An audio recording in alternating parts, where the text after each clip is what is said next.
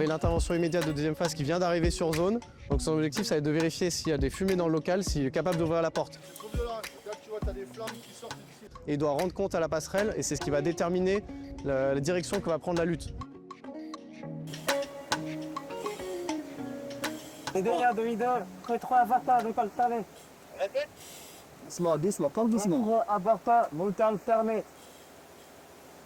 Ouais, reçu, je vais fermer les deux clapets. Donc l'intervention immédiate de deuxième phase n'a pas pu agir parce que le feu est trop violent. Donc là on envoie des pompiers qui sont beaucoup mieux équipés, donc avec des tenues réfléchissantes à la chaleur. Donc eux, leur objectif ça va être d'attaquer le sinistre avec des plus gros moyens.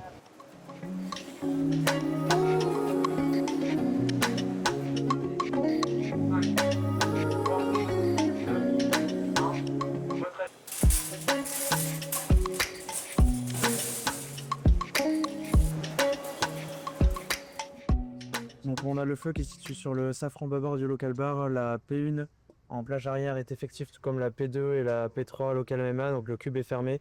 La force de ventilation sont stoppées.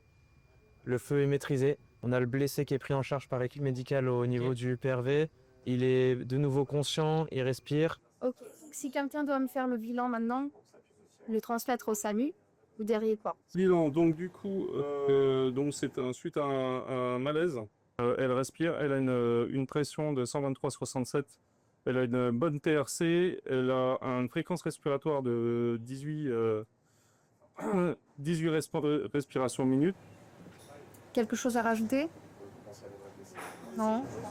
Le but, pour moi, c'est de former mes équipes. Donc, les équipes sont essentiellement composées soit de l'équipe cuisine ou d'une secrétaire. Ce n'est pas leur cœur de métier.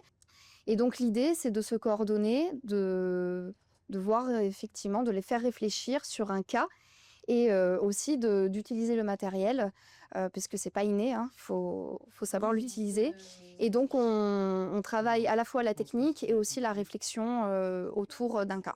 Donc vous l'avez très bien vu ici, tous les marins sont multitâches et doivent être capables d'effectuer leur métier du quotidien, mais surtout d'être des pompiers. Ce qu'on craint le plus, c'est naturellement les incendies, parce qu'on est un bâtiment isolé une fois qu'on est en situation de haute mer.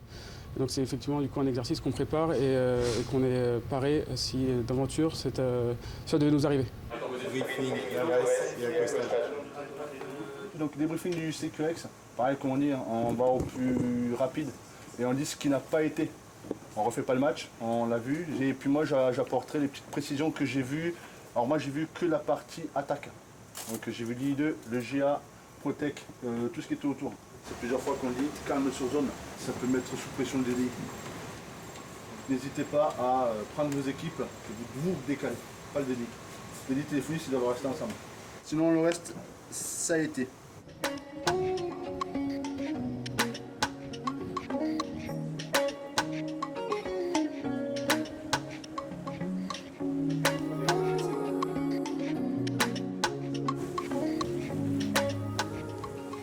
Elles auront un tribord de table. Yeah. Top. 353,5. 58. Pour la table ennemie, nous étions en arrière droite de la route au 290 à 1,4 nautiques du prochain pendant pour venir par la droite à la route au 347.